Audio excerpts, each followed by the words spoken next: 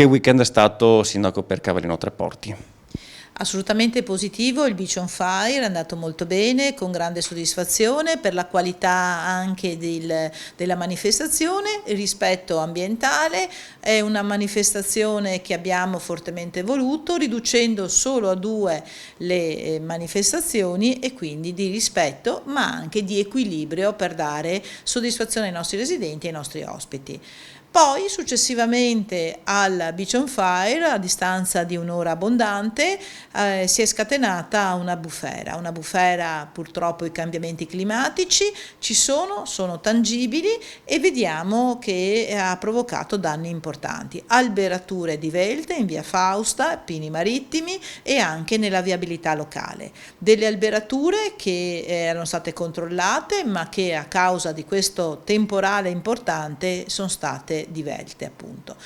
I mezzi della protezione civile, la città metropolitana, i vigili del fuoco sono tutti intervenuti immediatamente per portare al ripristino della viabilità provinciale, cioè di via Fausta, e anche della viabilità locale. Quindi entro la giornata di domenica siamo sostanzialmente riusciti a mettere tutto in sicurezza.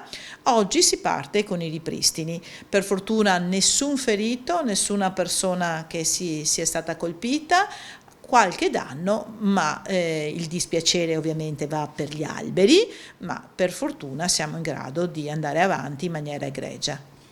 Proprio per il fatto che c'era anche il Beach on Fire, c'era già il COC aperto, per cui tanti componenti di protezione civile, vigili del fuoco, città metropolitana come citato, erano già presenti sul territorio, COC già aperto e che rimarrà aperto anche in questi giorni. Assolutamente, il centro operativo comunale è stato aperto e ha proseguito e sta proseguendo la sua attività sia per quanto riguarda i ripristini sia per quanto riguarda l'informazione. Abbiamo avuto 70 volontari, tante squadre, non solo di Cavallino Tre Porti ma presenti per la manifestazione del Beach on Fire.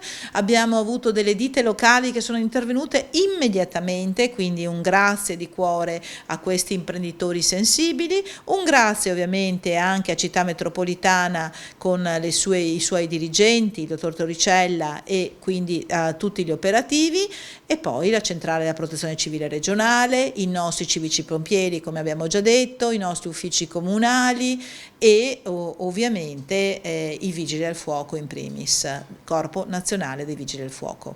Per rispondere a queste emergenze servono uomini preparati, Cavallino ce li ha, anche all'interno delle strutture ricettive.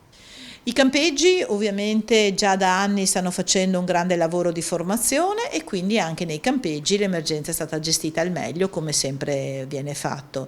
Io credo che i cambiamenti climatici debbano essere affrontati con attività strutturali, attività di prevenzione e di verifica e attività di formazione per i nostri uomini e donne.